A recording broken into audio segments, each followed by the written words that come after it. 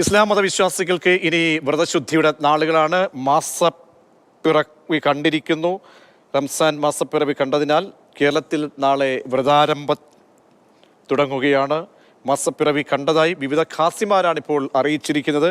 പൊന്നാനിയിൽ മാസപ്പിറവി കണ്ടതിനാൽ നാളെ റമദാൻ 1 പ്രഖ്യാപനം വരികയാണ്. നാളെ മുതൽ കേരളത്തിലെ ഇസ്ലാമിക വിശ്വാസികൾക്ക് അങ്ങനെ വ്രതശുദ്ധിയുടെ നാളുകളിലേക്ക് അവർ കടക്കുകയാണ്. പുണ്യനാളുകളിലേക്ക് കടക്കുന്നു. ഷഹീദ് ചേരുന്നുണ്ട് വിവരങ്ങൾ നൽകാൻ. ഷഹീദ്, സ്ഥിരീകരണം വരുന്നുണ്ടോ?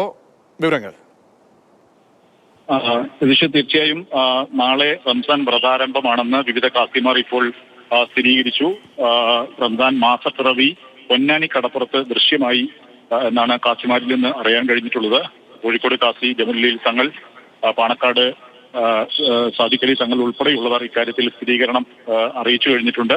ഇനി മറ്റ് ഖാസിമാരും കാന്തപുരം അബൂബക്കർ മുസ്ലിയാർ ഉൾപ്പെടെയുള്ളവരുടെ അറിയിപ്പ് വൈകാതെ വരുമെന്നാണ് നമ്മൾ പ്രതീക്ഷിക്കുന്നത്. ഏതായാലും മാസപ്പിറവി ദൃശ്യമായതിന്റെ അടിസ്ഥാനത്തിൽ നാളെ കേരളത്തിൽ വ്രതാരംഭം ആയിരിക്കുമെന്ന് ഇപ്പോൾ ഉറപ്പിച്ചു കഴിഞ്ഞു. ഇനിയുള്ളൊരു മാസക്കാലം വിശ്വാസികൾ ആത്മ സംസ്കരണത്തിന്റെ ദിനരാത്രങ്ങളായി കണക്കാക്കും.